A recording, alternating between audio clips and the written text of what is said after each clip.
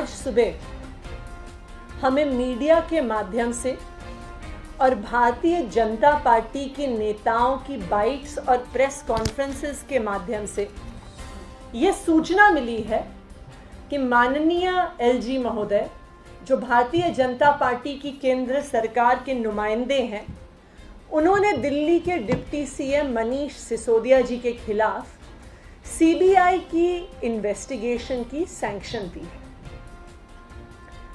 देखिए, ये सीबीआई द्वारा इन्वेस्टिगेशन, सीबीआई द्वारा रेड, ईडी द्वारा रेड, इनकम टैक्स डिपार्टमेंट द्वारा रेड, दिल्ली पुलिस द्वारा केस, दिल्ली पुलिस द्वारा अरेस्ट, ये आम आदमी पार्टी के लिए कोई भी नई बात नहीं है। जब से 2015 में दिल्ली में आम आदमी पार्टी की सरकार बनी है, अरविंद केजरीवाल की सरकार बनी है, 150 से ज्यादा मुकदमे आम आदमी पार्टी के नेताओं पर, आम आदमी पार्टी के विधायकों पर, आम आदमी पार्टी के मंत्रियों पर हो चुके हैं।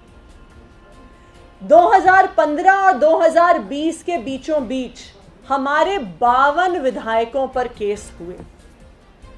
सीबीआई ने दिल्ली के मुख्यमंत्री अरविंद केजरीवाल के ऑफिस में रेड किया। सीबीआई ने दिल्ली के मुख्यमंत्री अरविंद केजरीवाल जी के घर में रेड किया। सीबीआई ने दिल्ली के डिप्टी सीएम, दिल्ली के उप मुख्यमंत्री मनीष सिसोदिया जी के घर में रेड किया। इनकम टैक्स डिपार्टमेंट ने दिल्ली के मंत्री कैलाश गहलोत जी के घर में रेड किया।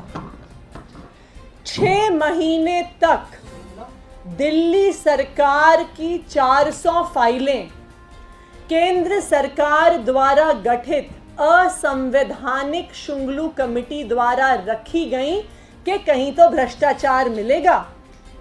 लेकिन केंद्र सरकार की किसी भी एजेंसी को, चाहे वो दिल्ली पुलिस हो, चाहे वो सीबीआई हो, चाहे वो इनकम टैक्स डिपार्टमेंट हो, चाहे वो इन्फोर्समेंट डायरेक्टरेट हो, आज तक एक भी सबूत आम आदमी पार्टी के किसी भी नेता के खिलाफ नहीं मिला। वो ये केस करते हैं, फिर मामला जब कोर्ट जाता है तो हर कोर्ट ने कड़े शब्दों में केंद्र सरकार की एजेंसियों की निंदा करी है कि बिना किसी सबूत के तुमने इस विधायक पे, इस मंत्री पर, इस नेता पर केस किया। और दिल्ली पुलिस की, सीबीआई की, ईडी की, इनकम टैक्स डिपार्टमेंट की कई बार कोर्ट ने कड़ी निंदा करी। कुछ दिन पहले इन्फोर्समेंट डायरेक्टरेट ने सत्येंद्र जैन जी को गिरफ्तार किया। उस गिरफ्तारी को लेकर आज तक इन्फोर्समेंट डायरेक्टरेट कोर्ट में कहता है कि सत्येंद्र जैन अक्यूज्ड नहीं है, हम सिर्फ उनसे पूछताछ कर रहे हैं। उनको 2 महीने हो गए जेल में रहते हुए, लेकिन अभी तक ईडी उनके खिलाफ चार्जशीट नहीं फाइल कर पाई है। कुछ महीने पहले अरविंद केजरीवाल जी ने ये खुद घोषणा भी कर दी थी कि उन्हें अलग अलग जगह से सूत्रों से पता चला है कि सत्येंद्र जैन जी के बाद अगला टारगेट मनीष सिसोदिया जी हैं। अरविंद केजरीवाल जी ने तो विधानसभा में भी अपने भाषण में कहा कि सत्येंद्र जैन जी को गिरफ्तार करने के बाद अब केंद्र सरकार पूरी कोशिश कर रही है कि मनीष सिसोदिया जी को गिरफ्तार करेगी। मैं आज केंद्र सरकार से पूछना चाहूंगी, कौन है ये मनीष सिसोदिया जिनके खिलाफ आज आप सीबीआई इन्वेस्टिगेशन करना चाहते हो? मनीष सिसोदिया वो नेता है, वो मंत्री हैं जिन्होंने दिल्ली में पढ़ने वाले 20 लाख से ज्यादा गरीब बच्चों का भविष्य बदला है।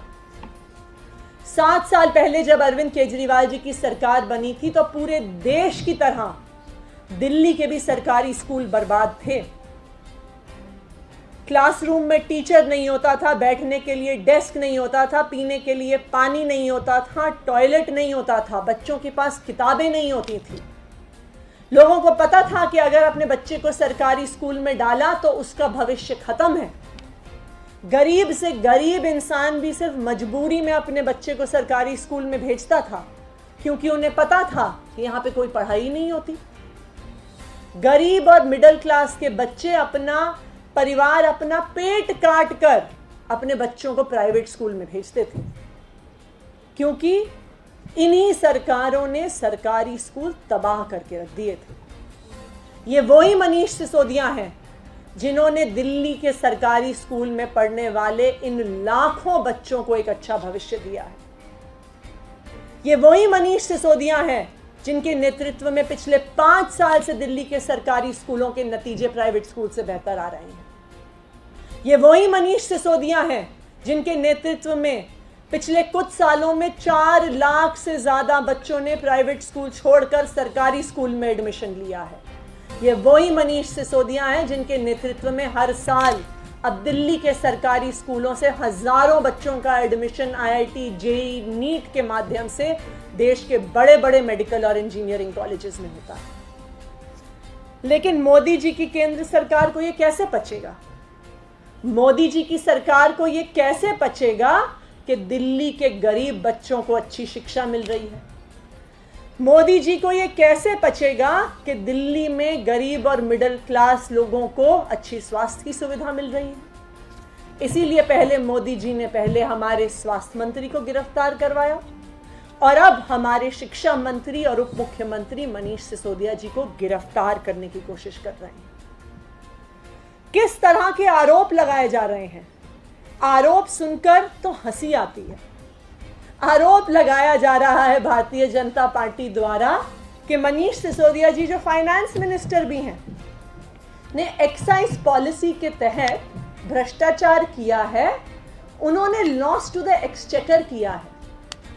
मैं भारतीय जनता पार्टी से ये कहना चाहती हूँ कि शायद अगर आप भी दिल्ली के सरकारी स्कूलों में पढ़े होते तो शायद थोड़ा बहुत मैथ्स आपको भी आता होता, लेकिन क्योंकि आपको वो मैथ्स नहीं आता तो थोड़ा मैथ्स मैं ही आपको बता देती हूँ, थोड़ा गणित मैं ही आपको बता देती हूँ। लॉस टू द एक्सचेकर का मतलब होता है कि जितना पैसा सरकारी खजाने में आ रहा था या जितना पैसा सरकारी खजाने में आना चाहिए था उससे जब कम पैसा आया तो उसको लॉस टू द एक्सचेकर कहते हैं। मनीष सिसोदिया जी ने फाइनेंस मिनिस्टर होते हुए इसका बिल्कुल उल्टा किया।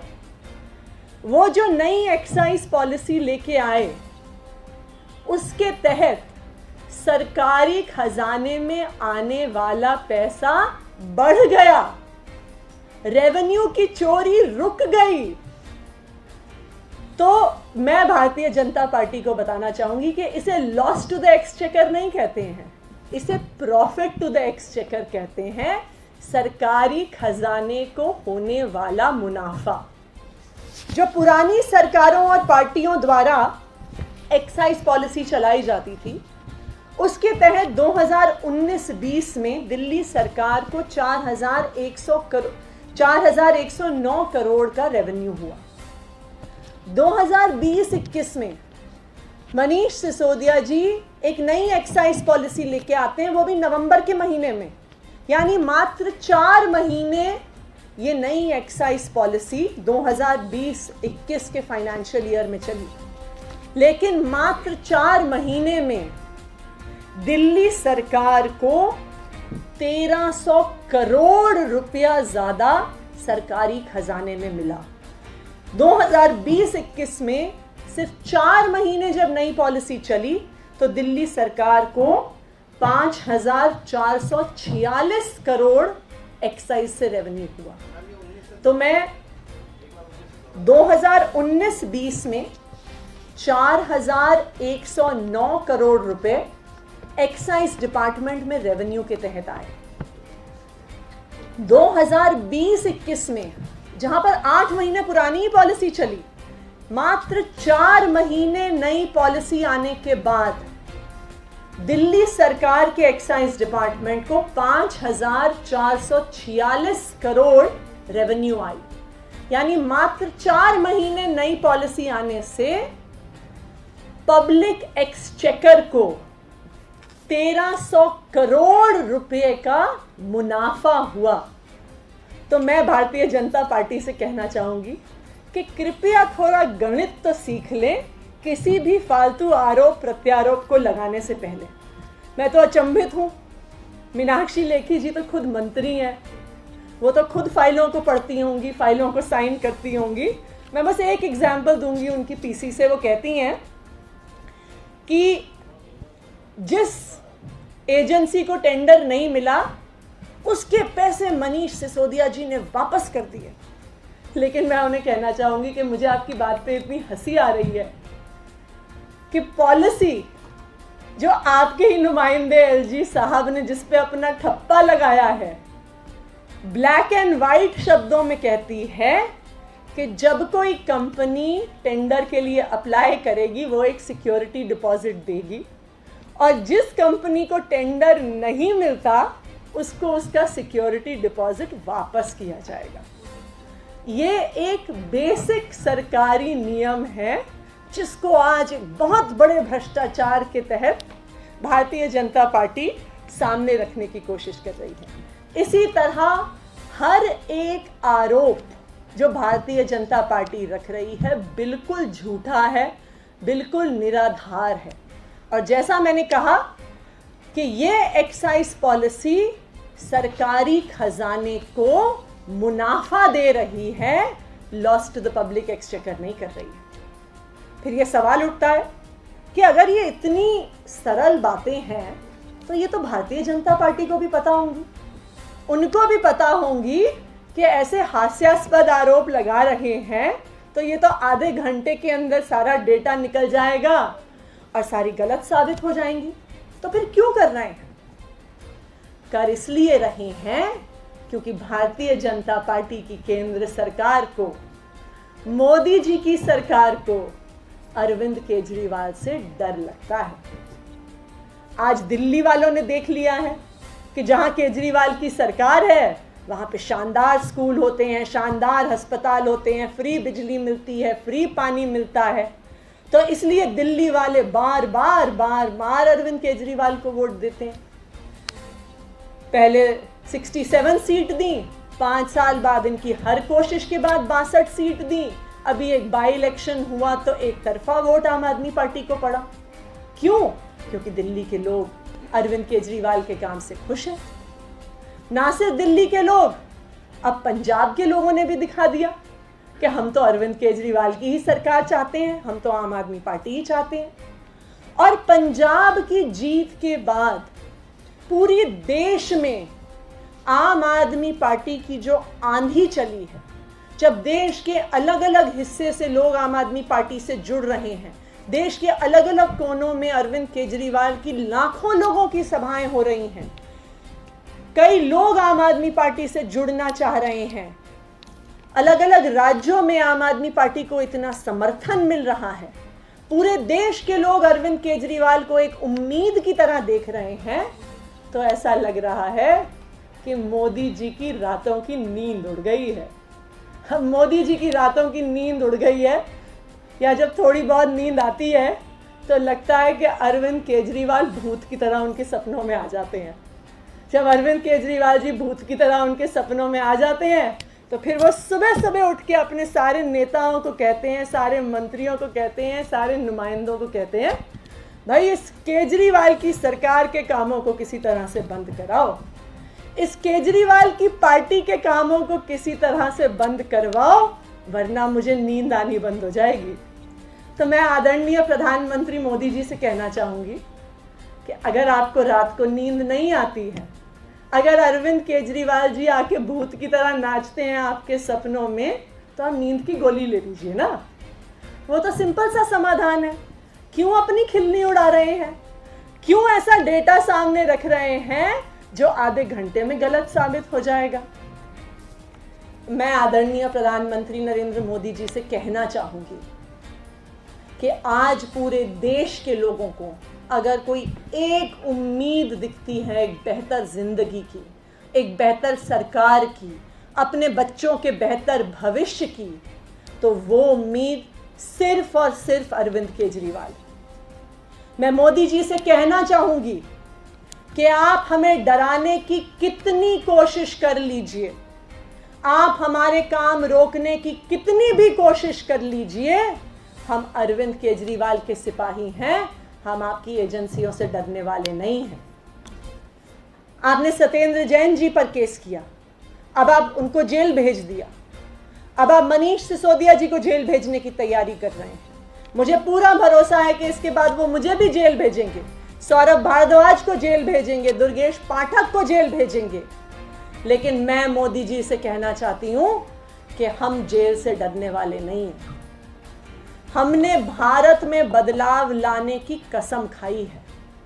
जब तक इस देश में बदलाव नहीं आता, जब तक इस पूरे देश में हर आम इंसान की, हर गरीब इंसान की जिंदगी बेहतर नहीं हो जाती, तब तक अरविंद केजरीवाल और अरविंद केजरीवाल के सिपाही रुकने वाले नहीं हैं। अगर आपको लगता है कि आप हमें सीबीआई से, ईडी से, दिल्ली पुलिस से, इनकम टैक्स से डरा दोगे, तो मैं आपको यह बताना चाहती हूं कि आपका यह भ्रम गलत है। आपने हम पे सैकड़ों केस कर लिए, लेकिन हर बार मोदी जी जब आप हमारी पार्टी के नेताओं पे केस करते हो तो हमारी हिम्मत, हमारा हौसला और हमारा प्रयास दुगना हो जाता है। आप हम पर केस करते जाइए। पहले हमारी दिल्ली में सरकार थी, फिर हमारी पंजाब में सरकार बनी है। आप जितने केस हम पर करेंगे, राज्य दर राज्य अरविंद केजरीवाल की सरकारें बनेंगी। धन्यवाद। लेकिन आरोप जो है, आरोप ये है कि जो ब्लैकलिस्टेड कंपनी थी उनका भी साथ आप लोगों ने दिया।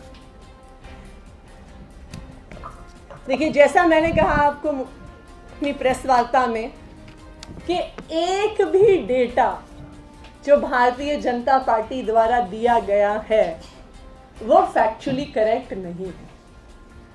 सबसे पहला आरोप उनका यह है कि लॉस टू द एक्सचेकर हुआ। लॉस टू द एक्सचेकर का मतलब होता है सरकारी खजाने को घाटा। अगर सरकारी खजाने में आने वाला पैसा 1300 करोड़ रुपए से बढ़ गया तो ये घाटा कैसे हुआ? उसी तरह जब कहा जाता है कि मनीष सिसोदिया ने पैसे वापस कर दिए तो पता चलता है वो पॉलिसी थी। तो एक एग्जाम्पल जो आज पहले तो एक अनसाइंड नोट के माध्यम से सारे मीडिया हाउसेस को दिया गया था भारतीय जनता पार्टी द्वारा, फिर उसी कागज को मीनाक्षी लेखी जी ने प्रिंट कर दिया और वो प्रेस कॉन्फ्रेंस में उससे पढ़ के सुना रही थी। एक फैक्ट जो भारतीय जनता पार्टी के नेताओं द्वारा दिया गया है वो सरासर झूठ है।